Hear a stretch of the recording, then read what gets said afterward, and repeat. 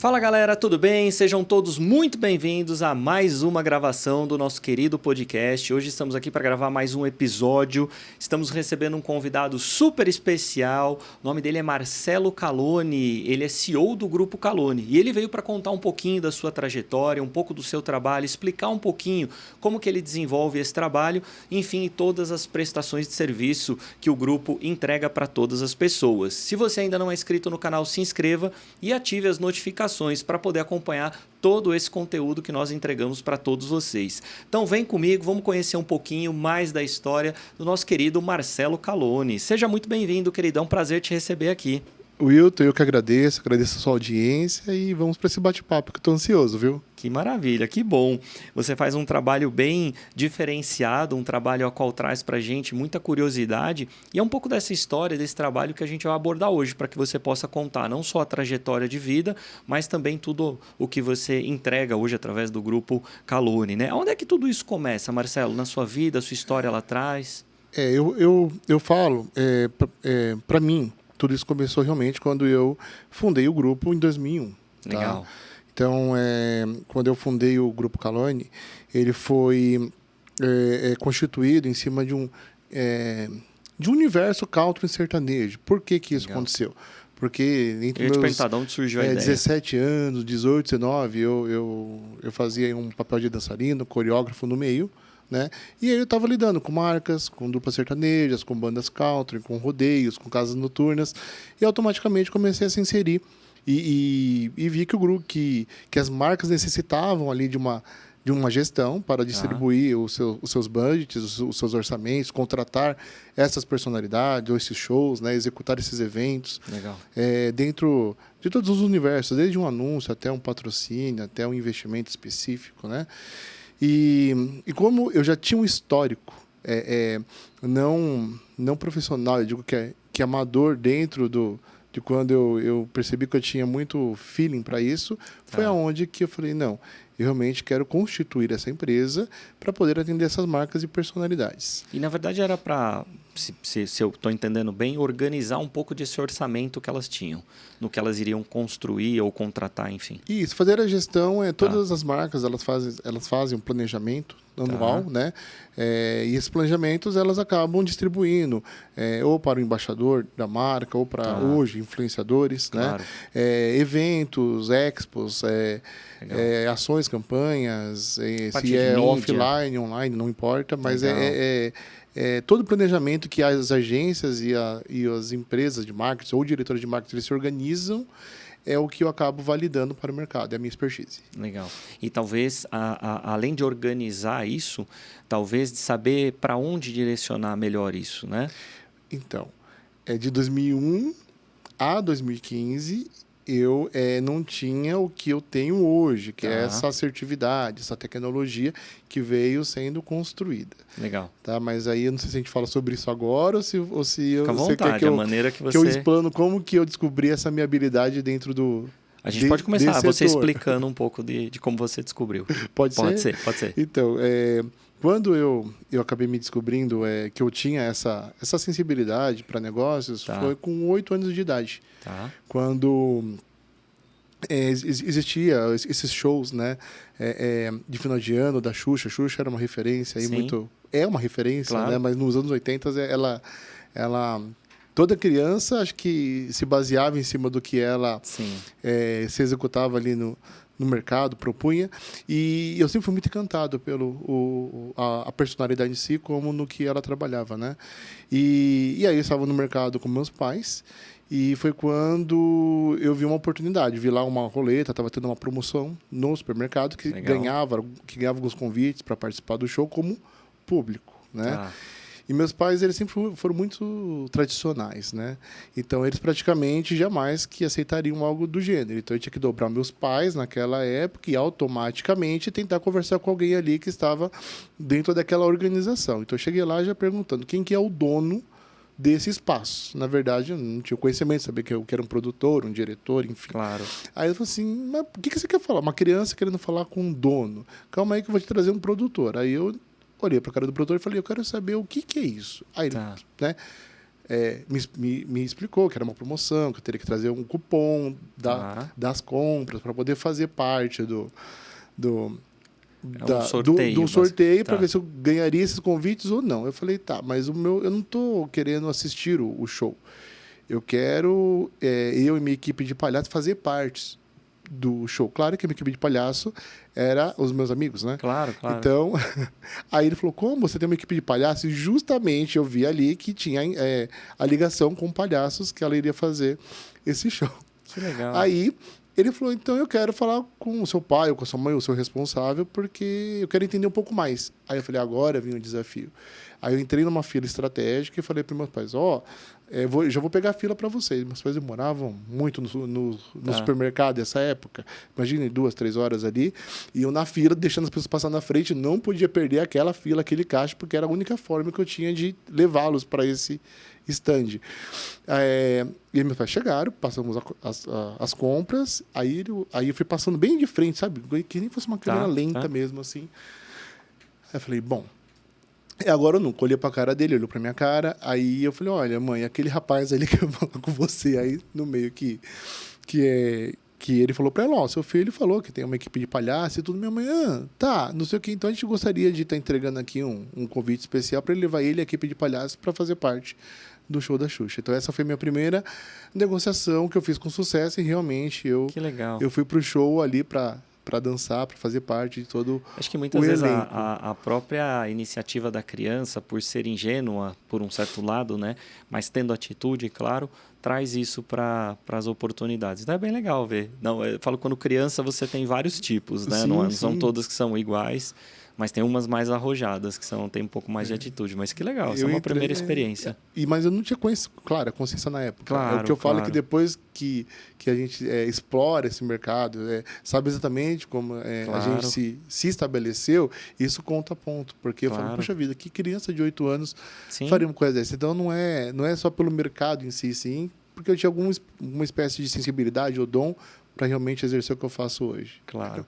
E aí, depois disso, isso foi 2000, isso foi quando você tinha 8, depois você teve a experiência dançando de 2001 a... A experiência dançando foi de 97 até 2000. 2000, tá. Aí depois você abriu em 2021 o grupo Kawaii. Eu dei entrada em 2000 e ele só saiu. Naquela época demorou muito as 2001, documentações para sair, em 2001. Tá, 2001, legal. E aí mais desse trabalho já com o grupo, como que as coisas aconteceram? Eu comecei a atuar dentro desse mercado, com a gestão na distribuição de budgets. Tá. Em 2015, eu entrei em um conflito profissional. Esse conflito profissional, eu fazia parte de uma cooperativa, né? Legal. E a gente sentava para discutir como nós iríamos rasgar o dinheiro do nosso cliente. E isso começou a me fazer muito mal, porque eu falava, o criativo gritava, mas eu falava, tá, mas onde está o retorno sobre esse investimento? Como que é? Você falar, a gente tem tanto de budget para distribuir, então joga ali, joga aqui. Isso realmente não fazia parte de repente, meus valores ou princípios profissionais mesmo. Claro. E aí eu falei, não, tem uma coisa muito errada acontecendo. Na época, como se fosse tipo a marca investindo um certo valor e você não vendo que ela estava tendo um retorno satisfatório. Total, exatamente. E isso te incomodava. Demais. O termo rasgar realmente. O dinheiro. Eles não fazem isso, nem os profissionais, nem por uma base de propósito. De repente porque é muito matemático, chega até a ser chato perante o universo criativo, né? Agências, existem agências aí espetaculares, cara, tem um criativo que engaja maravilhosamente bem. Mas, claro, com uma gestão e uma tecnologia, é óbvio que ela vai dar uma entrega perfeita. Quer dizer, você tem um criativo formidável junto com uma entrega perfeita que o cliente vai estar no melhor dos dois mundos, entendeu? Sim. Então, mas na época, realmente não existia essa tecnologia, só existia essa gestão. Tá. E eu tinha uma economia no banco, né? E essa economia, eu acabei indo para as livrarias, comprando tudo que você possa imaginar de livros. Eu tirei uns 45 dias, fiquei trancado no meu quarto, estudando todos os livros. Não satisfeito, eu fui me explorar um pouquinho o mercado internacional, entender como que funcionava essa economia global. Tá. Aí eu fui estudar alguns padrões dentro de plataformas do G8, né? Aí estudando as técnicas da Alemanha, dos Estados Unidos, entendendo um pouquinho também sobre o impacto no Canadá. E aí eu fui escrever a metodologia que se referia ao tipo de trabalho que eu fazia. Como que eu me senti sendo justo dentro da minha gestão com o cliente, tá? E aí o dinheiro que ele estivesse investindo valesse a pena. Seria totalmente assertivo para ele. Legal. Aí foi aí que eu fiz, de repente, acho que a maior loucura. Na época, eu tinha 300 e poucos mil reais, isso eu estou falando de 2015, e simplesmente eu contratei uma empresa de Miami que trabalhava com software, e fiz esse pagamento, eles me mandaram, né, aquele código-chave para que fosse realizado, e não falei para ninguém que eu estava fazendo isso. Claro, o dinheiro era meu, não era da empresa, mas eu fiz isso de uma forma muito, sei lá, estava no meu coração. Sim. Depois que eu fiz, é óbvio que eu falei, puxa vida, eu perdi 300 e tantos mil. Mas tudo bem, depois de um mês saiu as primeiras lâminas do software, e isso para mim foi o maior presente que eu podia ter me dado. Sensação de que não tinha sido enganado. Mas mesmo assim, eu tive que bater com uma cooperativa inteira, mais de 80 colaboradores, e quando eu fui apresentar para eles não entendiam nada do que eu estava falando. E isso foi muito engraçado, porque eu acabei não renovando com eles a minha participação na cooperativa e me retirei do zero. Aí eu falei, bom, se eles não entenderam, imagina o resto do mercado. Eu vou agora, os boletos vão atrasar, as contas vão chegar, eu fiz investimento, mas o meu coração está falando, segue que é isso. E aí eu comecei realmente a reestruturar a minha base. E reestruturando a minha base, eu cheguei infelizmente, essa cooperativa fechou, depois de uns 2, 3 anos, e eu passei a assumir os clientes que me procuraram, e eles estão na minha base até hoje. Legal. Entendeu? E só que aí eu vim explanando esse mercado, tanto nacional como internacional, e realmente falando com eles sobre retorno, sobre investimento, né? Sobre ROI. E isso baseado aonde? Numa audiência, numa autoridade, numa influência, numa presença, numa reputação digital. Hoje, tudo é digital. Não importa se a mídia ela for eletrônica, se a mídia for offline, não importa se a personalidade contratada, ou a licença específica, ou o projeto específico, ele não esteja integrado à mídia. A gente integra para que isso faça valer o retorno para o nosso cliente. Legal. E hoje a maior busca que esse cliente tem em você é qual? Principalmente em empresa, talvez. Você falou que trabalha bastante com personalidade também. Mas qual é a principal demanda? O que eles querem quando eles te procuram? Eles querem saber exatamente aonde o dinheiro deles vai ser investido. Qual que é a personalidade realmente que vai fazer a melhor entrega para ele. Tá? Então, ele quer... Então, depende. Existem... cada caso é um caso. Depende do escopo de cada empresa. De repente, a empresa está procurando lançar um produto que ela precisa de uma autoridade.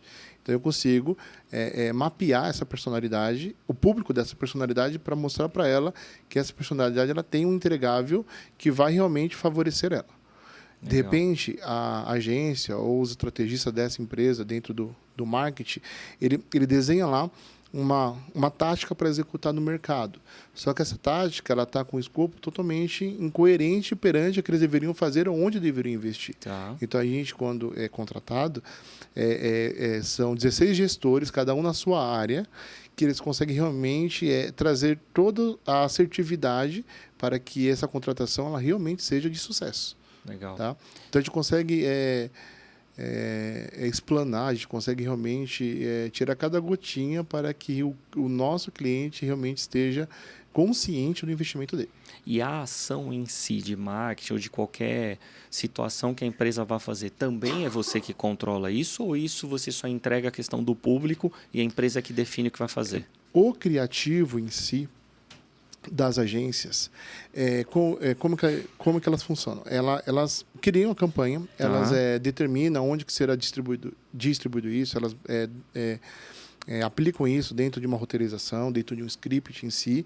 Nós conseguimos atuar dentro do campo da pré, da pró e da pós-contratação. Então, quando a marca está definindo a agência que vai atuar para ela, a pré, a gente já deixa claramente quem vai ser contratado e conseguimos mapear esse público e mapear essa personalidade para saber como ela tem que estar, como ela tem que agir, qual posicionamentos que ela consegue realmente favorecer um produto específico. Por aí você fala, mas como que você consegue fazer isso? Através de um mapa de calor. A gente consegue ver exatamente onde as pessoas clicam. Quando você pega o seu Insta, você vê que dá para a gente movimentar ele, pausar, dá para tirar print, tudo isso. O software ele é sensível porque ele tem códigos-chave. E esse código-chave a gente consegue rastrear que nem fosse um GPS e saber como que ele está se movimentando em cima daquele cenário ou daquela peça. Quando eu falo uma peça, uma foto, é um vídeo, né? É um texto. Então, através desses mecanismos, a gente consegue saber como que esse público funciona e como que ele se movimenta no mercado. Isso tem um tempo para acontecer, para você conseguir identificar isso? Qual é o tempo que demanda isso num cliente? É um mapeamento de público, 72 horas entrega um laudo. Tá. É rápido, então. É uma coisa que demora. Um cruzamento de dados para precificar uma personalidade para uma entrega específica em menos de 24 horas. Nossa, é bem rápido. Que legal. E tudo isso é o software que faz, mas com gestores. Isso, exatamente. É um software que não é de usabilidade da massa. Ele é um software criado para que os nossos gestores realmente possam atuar dentro desse circuito. Tá? Então, o software ele traz para a gente o quê? Os dados. A gente cruza esses dados, analisa esses dados, mas antes disso vem o quê? Vem avalistas, vem peritos, vem investigadores, vem intérpretes digitais. Eles são os responsáveis em conseguir filtrar isso para a gente, para que cada gestor tenha os dados necessários para conseguir criar os seus argumentos de defesa para uma possível contratação. Que legal. E tem algum segmento específico que mais busca isso ou não? São vários segmentos que Todas as marcas que têm um budget para investimento. Para investir. Todas elas. Todas elas. Pode ser pequena ou pode ser uma multimarca. Legal. Se ela tiver um budget para investir, ela necessitaria de um trabalho como o meu. E isso é uma coisa exclusiva que só você faz ou tem esse trabalho no mercado já? De gestão com MBI, é só a gente que faz. Pessoas que trabalham, profissionais que trabalham, empresas que trabalham com BI, existem bastante. Mas especificamente neste setor, nessa atuação, o software ele é próprio mesmo, ele foi desenhado para me atender. Que legal. E ele ficou pronto quando? Foi em 2015. 2015. Vai completar 10 anos daqui a pouco. Foi em 2014 quando eu entrei nesse conflito, 2015 foi quando eu investi nele. Legal. Então vai fechar 10 anos. Vai fechar 10 anos agora. Vai fechar 10 anos agora. Ele chama DBI Pro. Que legal. E hoje você tem quantos clientes na sua base? A base fixa, estamos aí com 86 clientes. Que legal, que bacana. A base é flexível, que significa o parcial, porque esses clientes eles fecham comigo o ano, né? Ok. A parcial é por projeto. Então, aí essa é bastante. Legal. Porque o tempo todo chega projeto para a gente poder E qual que é a diferença do cara que você tem esse monitoramento anual para o cara que é eventual? Uma empresa que me contrata no ano, ela tem ali, de repente, 100 ativos para distribuir budgets. Então, eu faço isso dentro de um valor fixo para aquele ano. Um projeto específico com esse tipo de investimento, eu cobro pelo projeto e ele pode demorar, de repente, 5 anos para acontecer, mas eu continuo dando esse suporte de gestão até ele se concluir. Essa é a diferença. Legal, que bom. E você pensa em fazer mais coisas fora do segmento ou o foco é esse, a permanência em cima disso? Existe um evolutivo dentro desse segmento, né? Eu sou formado, eu sou cineasta também, né? Minha primeira base é comunicação. Legal. Me especializei dentro do setor de gestão e eu sou cineasta. Um cineasta é aquela paixão ali que eu tenho, mas ainda não tenho tantos ativos no mercado, né? E toda essa proposta ela foi evoluída para dentro do mercado do cinema. Que legal. Entendeu? Então a gente trouxe aí, esse ano eu me tornei sócio e eu trouxe algumas empresas juntos ao grupo. O grupo hoje ele tem essas unidades dentro dessa empresa, totalmente focada a esse universo cinematográfico que está, inclusive, com problema. Mas qual o problema? No comportamento humano. As pessoas elas mudaram a forma delas realmente consumirem conteúdos. E o cinema, ele é um conteúdo. Então, a gente criou ativos, indicadores para isso, para conseguir realmente girar uma economia diferente do que o mercado tradicional do cinema conhece. E hoje, quando você fala dessa mudança, né, do consumo, você diz o consumidor final. Ele mudou a forma que ele consome. Em específico, o cinema ou a informação? Todo tipo de informação. Né? Quais são as principais mudanças hoje? Hoje, o nosso público, ele muda o tempo todo, né? Mas eu vou te dar um laudo do que a gente enfrenta hoje. Hoje, o nosso público, ele está muito mais preparado para estar consumindo o que é rápido, o que é direto, o que é objetivo. Se ele tiver interesse de continuar, então ele vai acessar outros mecanismos dentro de uma série específica. Então, assim, primeiro, quer dizer, você foi fazer uma série. Vamos falar de um podcast, tá? Eu enxerguei a sua primeira peça desse podcast. Essa primeira peça, ela tem que ser uma introdução. Através dessa introdução, é o que vai me fazer levar para o seu podcast, para mim que assistir o seu podcast total. E é o que vai me fazer enxergar os outros podcasts. Então, esse público ele se tornou muito mais exigente e muito mais nichado. Então, hoje a gente vive essa realidade. Tá? Então, você fala, puxa vida, mas você está falando de criança, de idoso? Estou falando de todos.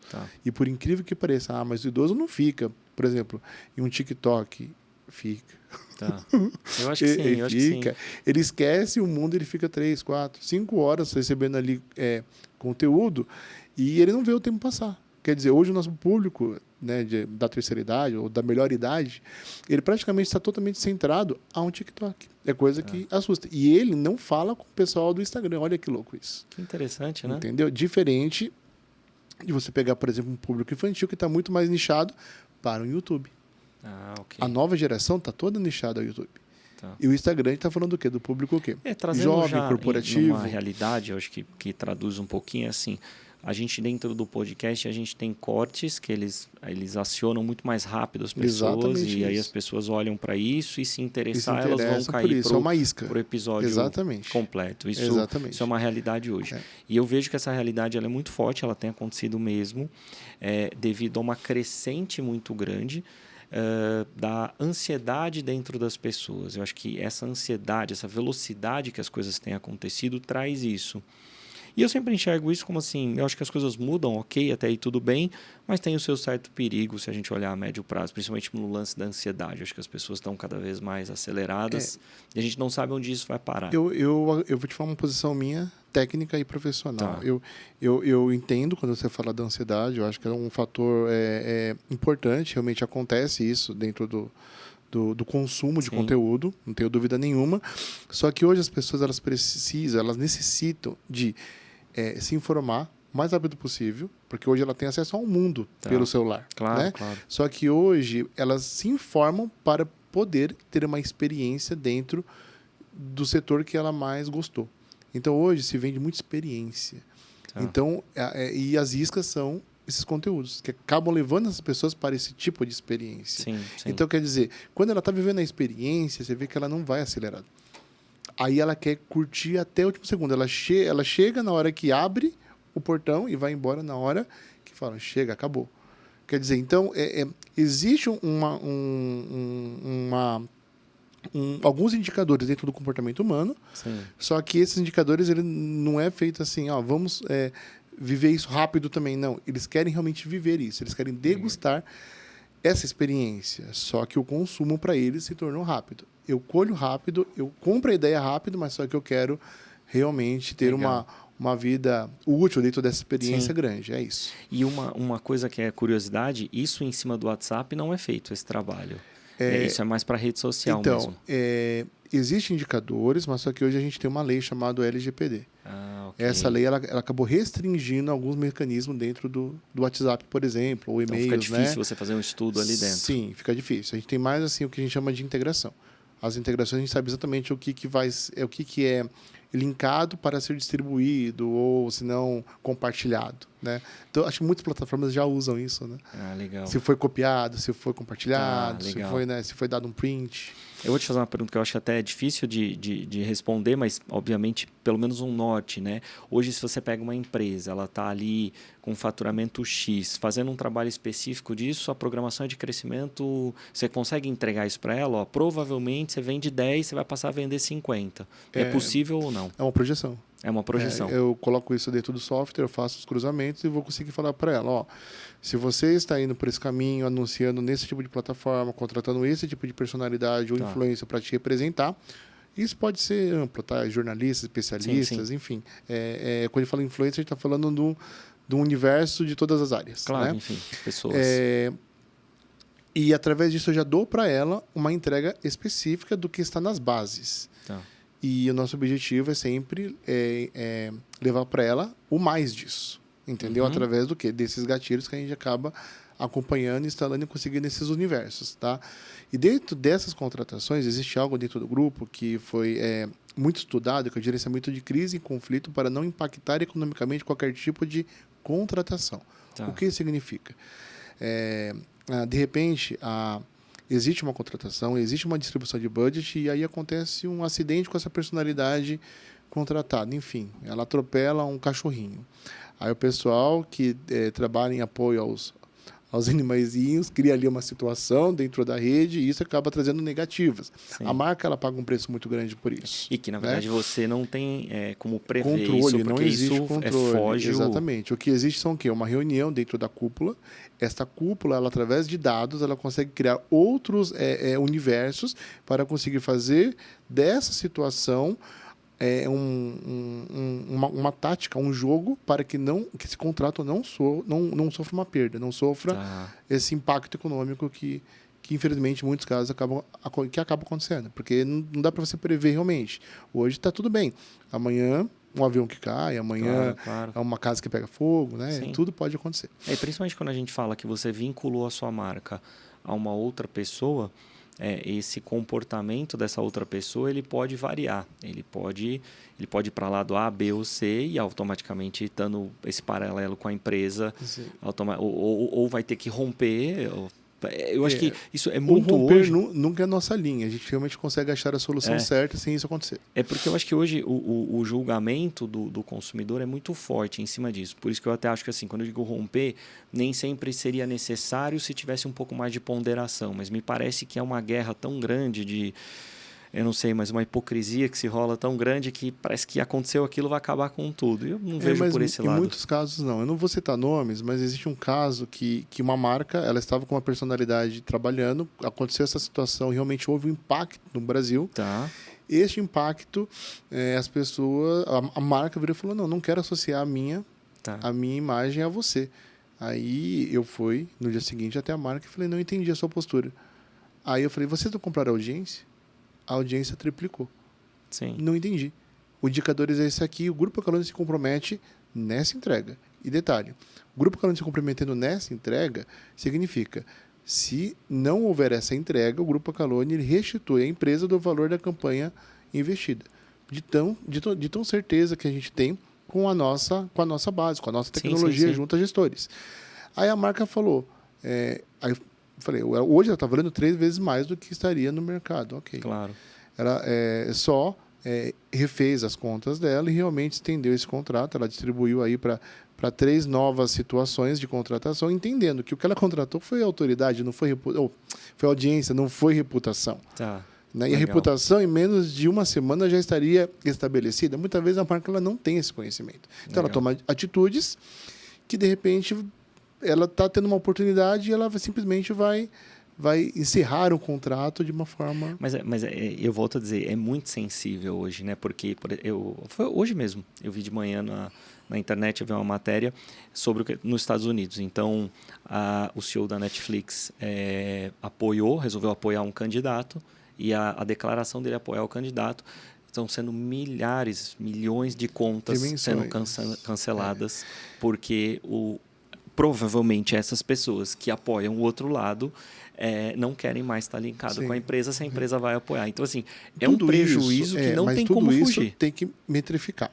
Nem sempre é dessa forma. A gente tem que entregar isso como que os dados enxergam isso e a gente tem que calcular o ganho e a perda. Sim. Tá? Mas eu compreendo, realmente, a olho nu, sem enxergar a economia, sem enxergar a economia, a gente não consegue realmente falar, isso aqui realmente deu um efeito positivo ou um efeito negativo. Só que não é só dentro dessa base da economia. Quando a gente fala de política, é algo que é muito sensível. Claro. A política, ela envolve outros setores, esses setores eles nunca acabam bem. A grande verdade é isso. Então, você tem que tomar muito cuidado quando você atrela qualquer assunto de política dentro de qualquer peça que você executa. Nesse caso, a minha questão foi mais em, talvez, o posicionamento ser mais neutro, ao invés de tomar uma decisão dessa, porque é uma perda gigantesca e, no meu ponto de vista, desnecessário. Às vezes, você não falar nada é melhor do que você, de repente, se expor, se posicionar. Nem sempre. Existem casos eu acho que a Netflix não está feliz de estar perdendo muitos assinantes. Que não. Então, assim, tudo é estratégico. O que nós temos? Exatamente isso. Essa resposta de uma forma assertiva. Antes, de repente, da Netflix chegar a tomar essa atitude ou ter essa posição, se ela tivesse uma gestão em BI, a gente conseguiria dar para ela caminhos aonde que ela saberia o que ela estaria ganhando e perdendo em cada caminho. Ok. É isso. Saber antes, acho que talvez... Mas eu acho que a neutralidade, principalmente, como eu falei, a política é muito sensível, né? Eu acho que essa neutralidade, eu acho que o saldo é sempre positivo. Eu acho que você está sempre agradando de uma maneira... Mas quando você tem uma BI que pode fazer você multiplicar a sua economia, então você consegue enxergar um mercado muito mais encorpado. Então, a neutralidade ela pode te dar a estabilidade, que é o que muita gente acaba adentrando. Sim. Isso é intuitivo, chega a ser. Mas quando é científico, de repente é uma oportunidade que poderia multiplicar seu caixa. Claro. E hoje você atende pessoas ou empresas ou personalidades, como a gente estava dizendo, menores também ou são só grandes contratos? A minha expertise é toda empresa que ela tem um budget. Então, eu entendo grandes marcas, como também atendo empresas que elas atuam dentro de nichos muito específicos, né? Eu digo, porque às vezes tem alguém que com tem caixas menores, tá? Coisa não há problema. Se ela tiver um budget, eu consigo atendê-la. A personalidade, quando ela não tem um circuito dentro de uma presença, dentro de uma autoridade no mercado, eu tenho uma subsidiária que ela consegue transformar esse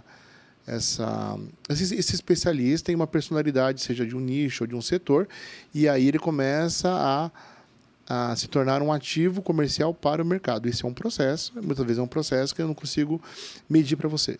Tem casos que eu fiz isso em 3 meses e deu muito certo.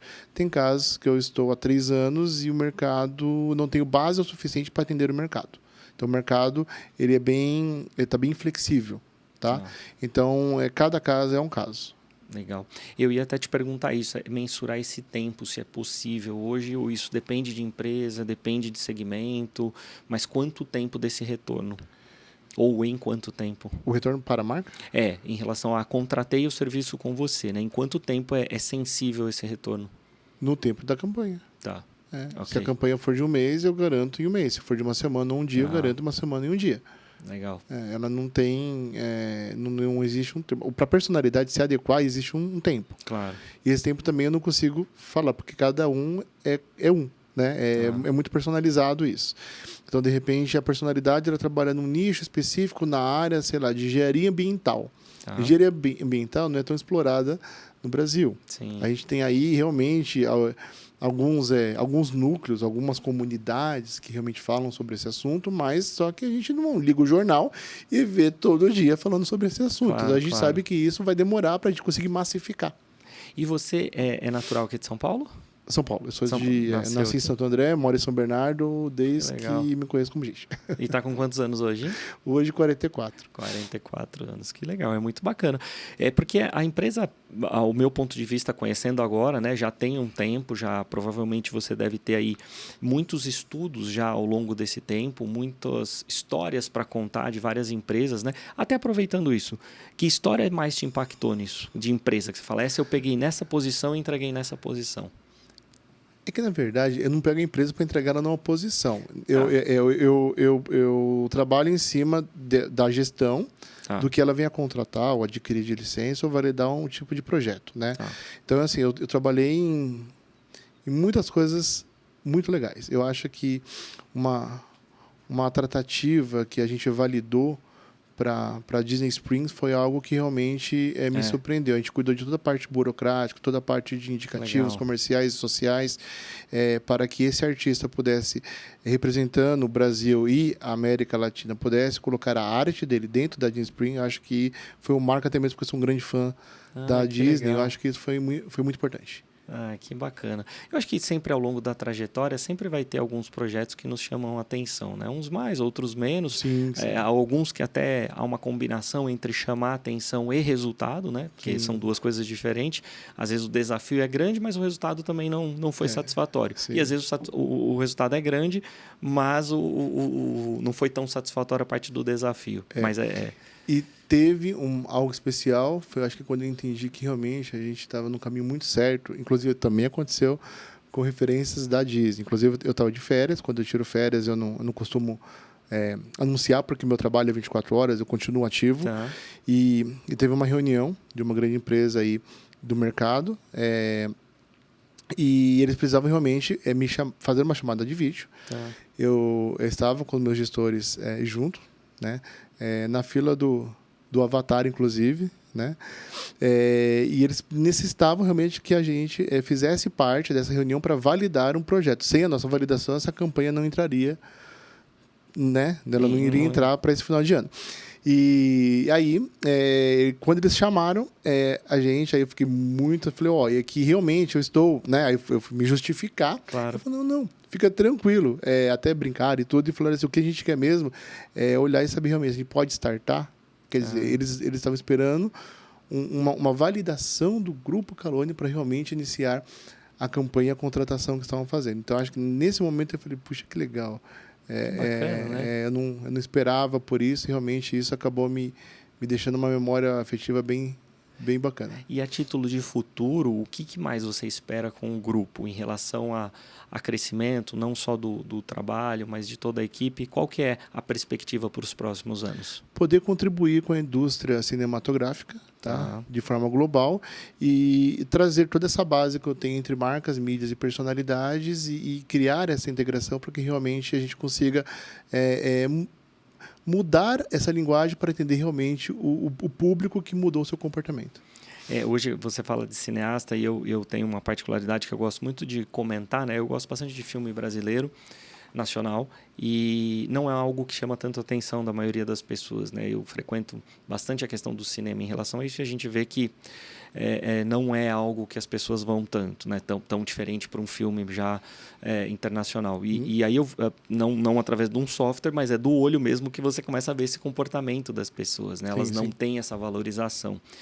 E você acredita que isso possa mudar com a ferramenta, possa tentar trazer um outro olhar do público para isso? O mercado brasileiro tem um jeito diferente de fazer filme. Eu costumo dizer que ele pega o histórico dele, que por sinal é muito bom, dentro do que a televisão conseguiu evoluir dentro das novelas. Ele tem uma linguagem específica. Eu acho que isso ainda não foi transformado em um blockbuster, ou senão em uma peça que pudesse gerar licenças. Eu acho que não chegaram nesse nível. Mas eu acredito que eles vão conseguir achar o caminho deles, né? Claro. Eu realmente acho que é muitas histórias e foi feito... Eles experienciaram muito para conseguir realmente desbravar esse universo. Eu acredito. A minha linguagem ela é muito mais global. Eu falo muito mais no sentido de tecnologia para as licenças, de validação de projetos, de conseguir inserir esse mercado, integrar tudo isso para que realmente a economia ela seja impactada a nível mundo. Então, ela tem uma linguagem um pouco diferente, que nem eu estivesse falando do regional e do território, né? Então, claro. assim, são dois universos bem diferentes. E ambos têm os seus valores, tá? Eu acredito realmente que o mercado nacional ele tem muito o que explorar e aplicar. Agora, o mercado global realmente está passando por uma crise. Exatamente por causa... De cinema, você disse. De cinema, exatamente. E é porque ele não está conseguindo enxergar esse comportamento humano. Uma das coisas que eu reparei muito de alguns anos para cá é que alguns filmes, às vezes, são lançados e não sempre eles começam mais pelo cinema. Eles acabam começando por um stream, algo assim. Então, isso para mim foi algo que, eu olhando a grosso modo, eu percebi isso. Tá? O filme, para mim, sempre muito tradicional. O filme começa pelo cinema e depois vai chegando. E me parece que hoje já, eu não sei dizer qual é o tamanho dessa fatia do mercado, que esse filme vai direto. Ele vai lá para o stream, para o consumo do cliente final. Porque eles usam como uma testagem. Eles já vão conseguir fazer essa captação, enxergar esse comportamento do público, para ver se vai conseguir realmente distribuir, vai ter um retorno dentro do filme 2, 3 ou 4, ou uma extensão desse filme. Muitas vezes eles lançam curtas. Né? Tem um cineasta, um diretor que ele fez Tem um filme que chama, se não me engano ai, meu Deus, eu não vou lembrar o filme agora, mas é um filme que ele é brasileiro. Tá. Eu queria tanto lembrar o nome do filme, mas eu não vou lembrar. Acho que Não Quero Voltar Sozinho para Casa. Esse é o nome do curta. Tá? E ele fez essa testagem como curta, ele conseguiu enxergar toda essa metrificação e a partir daí ele fez o longa. Né? Que legal. E o longa deu muito certo, não ganhou a repercussão tão grande como aconteceu com o curta, porque faltou o quê? Alguns braços para distribuição, braços para internacionalizar isso, mas foi algo que eu acompanhei de perto, realmente. O produto é muito bom, o cineasta foi esplêndido, o roteiro, eu gostei demais, né? Então, tá um exemplo do que eu falei, de como que funciona hoje esse mercado. Que legal. Eu falo porque eu gosto, uma particularidade minha, eu gosto bastante de filme nacional, mas é um gosto peculiar, eu falo hoje no Brasil. Talvez não deveria de ser, as pessoas deveriam de prestigiar um pouco mais, mas eu acho que é devido a um pouco do que já se foi criado, né? Era tanto quanto simples, era um pouco arcaico, como diziam. Melhorou muito, obviamente, o cinema hoje, mas fora é algo estrondoso. Então, eu acho que se deve muito a isso. Ainda é uma ressaca disso ainda. Acho que o pessoal precisa aprender a gostar. Porque hoje eu acho que saem muitos bons filmes, principalmente na parte de comédia, é sempre super divertido. Mas ainda o consumo é bem inferior. É bem restrito. Mas por causa das novelas. As novelas ainda elas reinam dentro desses títulos, né? Sim, não tem como. Isso é uma verdade. Mas eu acredito que o mercado do cinema ele tem muito o que desenvolver, especialmente o brasileiro. E nessa parte digital, falando dos próximos anos, o que você acredita que ainda possa mudar? Porque acho que a gente já vem sofrendo uma mudança grande. Uma nova era aí da IA, né? Tá. A IA ela veio para somar, ela veio para tirar uma operação de mão de obra, mas ela veio para tirar essa operação, mas só que ela precisa que esses operadores se especializem para conseguir gerenciar ela. Então, ela não veio para roubar o emprego das pessoas, ela só veio para dar um start e as pessoas entenderem que essas pessoas que dominam um tipo de operação, elas hoje vão dominar isso através da IA. Então, hoje a gente está vivendo esse mercado. E que a tendência é crescer cada vez mais. E o futuro é o nosso metaverso, que a gente está esperando ansiosamente, que era para ter acontecido há 2, 3 anos atrás, mas ainda não aconteceu. Mas é uma promessa realmente e o projeto é esplêndido. E falando desse metaverso, o que você acha que vai acontecer com isso? Qual é o rumo que as coisas vão tomar? Eu pude fazer algumas testagens, né? A gente faz as nossas atualizações do software no próprio Vale do Silício. A gente vai com a equipe, com os gestores em BI, e é esplêndido o que a gente consegue fazer. Eu consigo fazer um podcast contigo dentro da própria plataforma, sem sair da minha casa. E o público vai estar enxergando eu e você conversando como se estivéssemos juntos. Então, isso é um dos exemplos que eu pude viver. Outros exemplos é entrar dentro dos desenhos animados e a gente conseguir realmente manusear peças, entrar em diversas situações. Existem vários mecanismos onde que eles são inteligentes o suficiente para não te deixar cair ou tombar. Isso é feito que nem uma arquitetura mesmo. Que legal. E você falou, poxa vida, eu vou colocar o óculos, eu vou seguir um caminho específico, vou abrir a porta, enfim. Pode acontecer N coisas, mas só que eu tenho um lado de processo que eu estou fazendo, eu estou me manuseando dentro desse espaço. Então, essa expertise entre o que a gente vive na realidade e dentro desse mundo virtual, eles se comunicaram ao ponto dele dar essa segurança para as pessoas. Então, eu consegui experienciar muita coisa bacana. Que legal. Eu acho que isso é muito bacana. Eu esse tempo atrás, tive uma experiência de sentar num simulador com óculos 3D, coisa bem básica, porém é impressionante como o nosso corpo reage perante as coisas. Por mais que você está sentado e você não está vivenciando verdadeiramente aquilo, mas o nosso corpo ele é muito sensível a isso. A nossa cabeça é impressionante. Conforme as coisas iam acontecendo, o corpo ia reagindo de uma mesma maneira. É algo assim... eu fiquei impressionado de ver. Isso é o que a gente fala. Imagina quando eles implantarem toda a sinestesia dentro da sua parte complexa. Então, quer dizer, você conseguir sentir, você ouvir, você conseguir conversar, você sentir o cheiro. Neste caso, ele era um equipamento pequeno, então como se fosse um carrinho, e ele tinha pelo menos a vibração e ele soltava vento na sensação da hora que precisava. Então eram coisas básicas, mas que já instigavam exatamente. O tato, sim. Era bem interessante. Eu fiquei bem impressionado o dia que eu vivenciei isso. Foi até num shopping, eu falei... É um mercado realmente que quando ele se estabelecer, eu acho que vai mudar a história do mundo. Eu acho que, por um lado, a gente não tem como deixar de pensar que é um pouco frio, né? Você acaba quebrando um pouco a mobilidade das pessoas, do tipo, fique onde você está, eu consigo te entregar tudo aí. Você não tem como negar, né? Mas eu acho que tudo que vem para somar, se for usado com sabedoria, é para ajudar, né? Sim. E é que nem eu falo, ainda o importante é trazer isso como gatilhos para que a pessoa possa realmente viver a experiência. A experiência é trazer a pessoa para viver real, a experiência, você fala. Exatamente. Essa não tem como a gente... Não, isso daí é necessidade humana, né? Que legal. E hoje você se sente muito realizado com o que você faz, Marcelo? Eu sempre amei, né, o que eu faço. Então eu sou uma pessoa muito feliz por poder ter sido presenteado por Deus e poder realmente executar o que eu executo, com a equipe que eu tenho, com a empresa que eu gestiono, né? Que eu faço todas as operações. Só que o meu maior objetivo é chegar dentro do mercado cinematográfico e poder fazer realmente a diferença.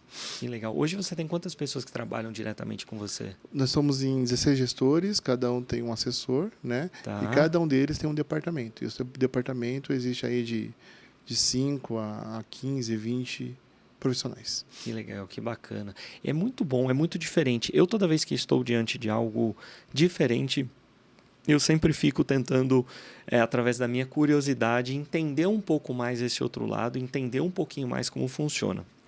Nessa parte de tecnologia, eu confesso que eu não sou lá, talvez, dos mais avançados. Eu sou um pouco...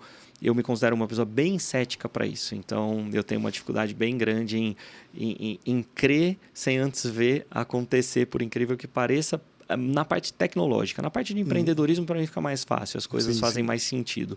Mas na parte tecnológica, eu tenho essa dificuldade. Então, o que eu tenho feito ultimamente é buscado um pouco mais essa informação, entender um pouco mais para ver onde é que isso também pode me ajudar.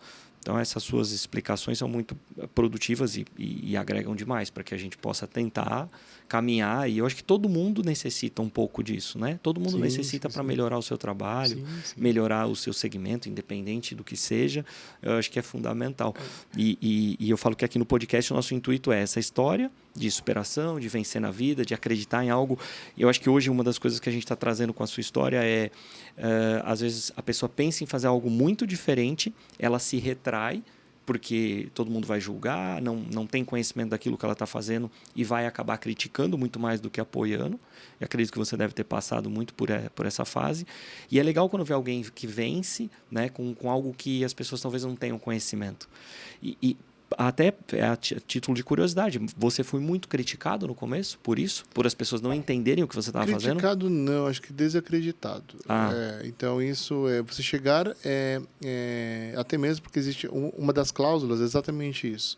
Se eu não estiver do nosso contrato, né, eu estou te fazendo a projeção junto à entrega. Tá. Se eu não cumprir isso, eu vou devolver o valor da ação, não é o valor que ele está pagando para mim como empresa. Tá. É o da ação que ele está fazendo, é da campanha que ele está fazendo, ou da distribuição de budget que ele está fazendo. Então, eu consegui realmente explorar esse mercado por causa dessa minha colocação.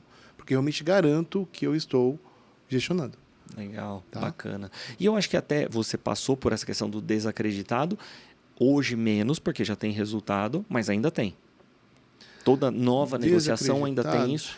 Eu acredito que hoje o mercado das pessoas se adequarem é que está um pouco mais resistente, porque não é todo mundo que está disponível, entende. Você fala, eu vou te dar um exemplo, eu viro para você, eu vou fazer uma análise para você se adequar perante essa vitrine que eu tenho em BI para conseguir apresentar isso para marcas que estão contratando. Influenciadores, especialistas, enfim. E aí eu faço um seu, né? Eu faço um rastreio, mapeio o seu público. E a partir daí eu entendo que as pessoas elas têm alguma coisa nessa parte superior aqui dos seus olhos. É um marcador que ele está me dando muito acentuado. E a partir daí eu falo para você, olha, eu preciso fazer uma testagem com você. Você vai... vamos trabalhar, de repente, algumas peças, um óculos com grau, mas com efeito sem grau, vamos trabalhar, não sei se você usa óculos, por isso que eu falei dessa forma, ou um óculos escuro, vamos tentar enxergar se isso vai ter o mesmo reflexo. Essa testagem primária, muitas vezes as pessoas não estão dispostas a fazer, porque elas entendem assim, mas eu vou fazer de graça, por que eu tenho que fazer isso? Porque eu preciso colher dados, eu preciso tentar entender, porque quando chegar para a marca, aí eu vou muito assertivo nela, falo, eu tenho esses dados, essa análise, esse cruzamento.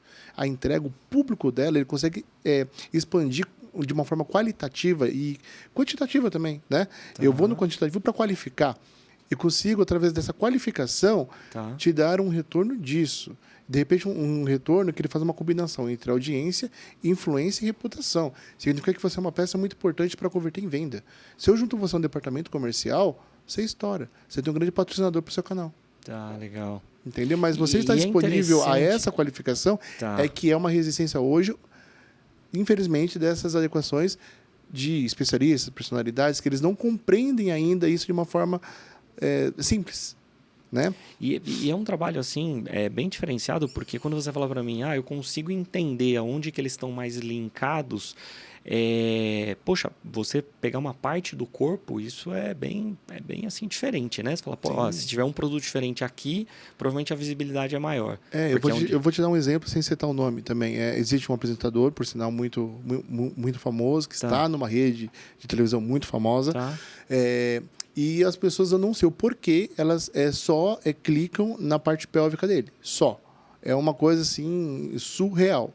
Dentro dos anúncios que ele acaba fazendo, não importa se ele tiver com um relógio, não importa se ele tiver com uma garrafa de água na mão, ou uma xícara, a gente sempre tem o contraponto dessa região pélvica que sabe que é onde o produto vai ser mais visto. Caramba, incrível isso. Entendeu? E isso é uma pré. Quer dizer, a gente já vira para a marca e fala, o posicionamento para entrar dentro do roteiro é isso. Interessante, bem interessante. Eu acho que não só o estudo do público, mas em si da ação do público é diferente. Porque você estudar o público é uma coisa, você sabe que é esse público aqui. Exatamente. Agora, como ele age... Exatamente. É isso que é uma das nossas expertises que o software acaba captando. Isso é interessante. Também, né? Sim, ele não é a base primária, mas ele ajuda muito para conseguir essa pró e pós bem-sucedida. Que legal, que bacana. Quero te agradecer de você estar aqui com a gente. Quero te presentear com essa caneta personalizada para que você... Eu posso falar uma... Claro, fica à vontade. Logo que eu cheguei, né, que a gente iniciou o podcast, eu já estava de olho na caixinha porque eu achei bárbara, entendeu? Então eu agradeço e realmente eu já estava encantado antes de recebê-la. Que legal, espero que você goste. Amei. Gostou? E vou usar. Que bom. E que traga para você muita sorte, que você possa assinar contratos maravilhosos aí, que você possa lembrar da gente quando estiver assinando, né? Com certeza. E para mim foi um prazer te receber aqui, escutar um pouco da sua história, um pouco do seu trabalho, entender um pouquinho disso. Como eu disse para você, eu confesso que para mim é algo novo, como deve ser para muita gente, né, que assiste, mas é legal, porque eu acho que já é uma porta de entrada para que essas pessoas possam buscar um pouco mais de informação, entendam um pouco mais, e empresas também, e que isso eleve o seu negócio cada vez mais. Mais uma vez, muito obrigado. Eu que agradeço e quando precisar, pode contar comigo sempre. Que legal. Espero que você volte outras vezes para que a gente possa estender esse bate-papo aí e atender o público. Pode contar comigo. Obrigado, viu, Marcelo? Mais uma vez eu quero agradecer a todos vocês que estiveram conosco até aqui. Se você ainda não é inscrito no canal, se inscreva e ative as notificações para que você possa acompanhar todo o conteúdo. Hoje eu recebi ele aqui, que é CEO do Grupo Calone, Marcelo Calone, que representa, né, esse grupo maravilhoso e faz um trabalho muito dedicado. Se você gostou do conteúdo, comenta, deixa aí a sua opinião logo abaixo e pode ter certeza que nós teremos cada vez mais histórias de sucesso, pessoas de sucesso para contar um pouquinho dessa trajetória aqui dentro do canal. Mais uma vez, muito obrigado e nos vemos no próximo episódio. Beijo no coração e até a próxima.